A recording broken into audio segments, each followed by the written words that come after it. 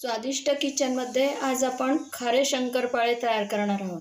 त्यासाठी लागणारं साहित्य आहे मैदा, 2 कप मैदा, 1 चमचाभर ओवा, चमचाभर कलौंजी। या कलौंजीला कांद्याचं बी सुद्धा म्हणतात। मोहनासाठी तेल घ्यायचं, मीठ घ्यायचं, आपल्याला चवीनुसार मीठ घ्यायचं आणि मैदा भिजवण्यासाठी पाणी। आता आपण 2 कप मैदा भांड्यात घेतलेला आहे। त्यात गरम कडकडीत असं तेल टाकायचं आहे। त्यासाठी गॅसवर एक कढई ठेवलेली आहे। त्या कढईमध्ये मी पळीने तेल टाकते।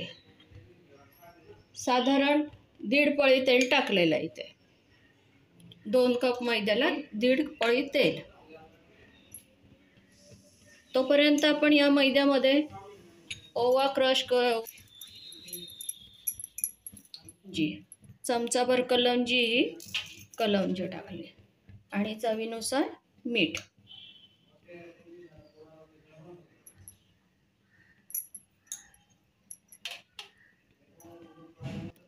आता हे आपण छान एकसारखं सगळे मिक्स करून घेऊ मैद्यामध्ये।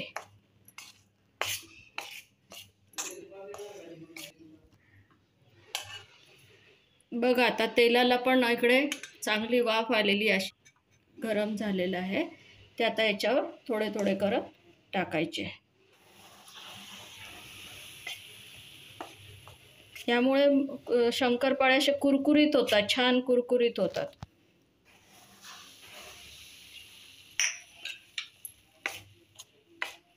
गरम आहे तोपर्यंत चमच्याने मिक्स करायचं त्याच्यामध्ये छान।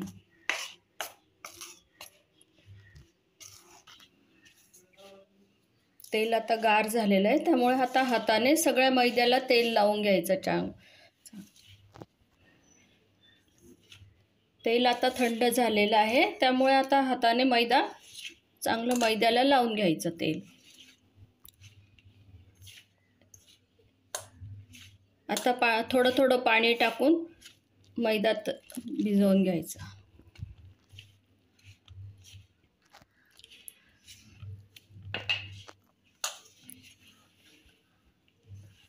मैदा भिजवून तयार आहे आता। तर हा अर्धा तासासाठी भिजू द्यायचा आहे आपल्याला। त्यासाठी तर झाकण ठेवून अर्धा तास भिजू देऊ।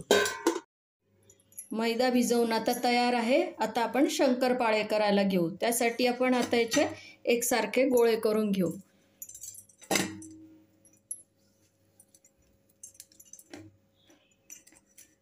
आता पुढे छान एकसारखा करून लाटायला घेऊ।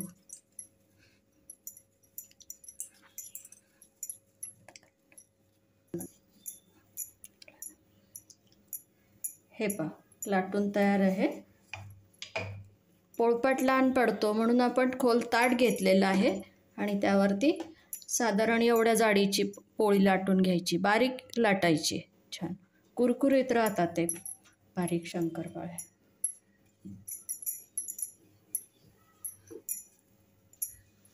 शंकरपाळे कापून घेऊ आता। लहान मोठे जसं आपल्याला आकार पाहिजे तसं करता येतात।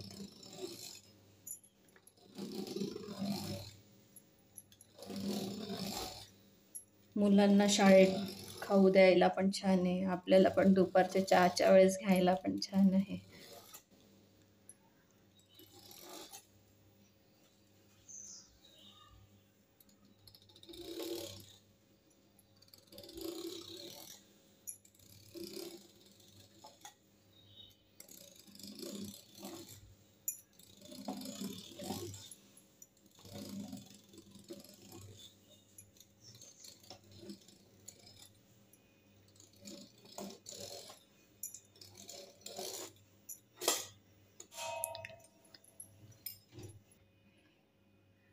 आता हे शंकरपाळे आपले लाटून तयार आहे। आता आपण हे तळायला घेऊ। सगळे लाटून घ्यायचे आणि मग तळायला घेऊ। शंकरपाळे आता कापून ठेवलेले आहे, ते आता तळायला घेऊ।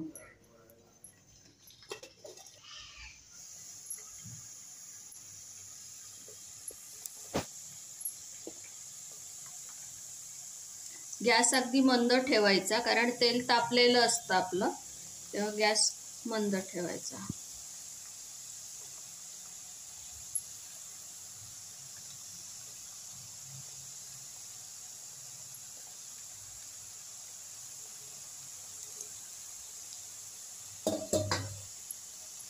काळे काळे टाकायचे.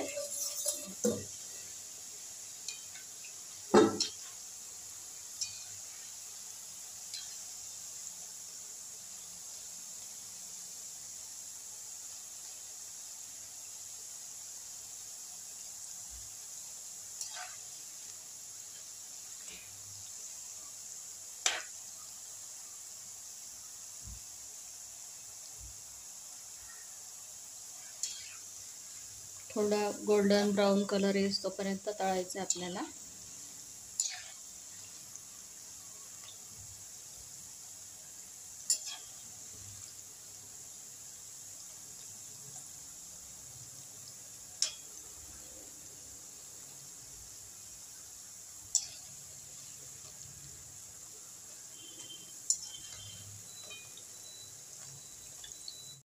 पाहू शकतात आता कसा छान गोल्डन रंग आलेला आहे.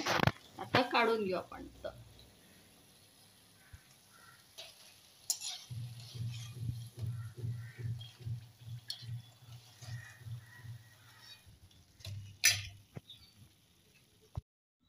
शंकरपाळे तळून आता तयार आहे.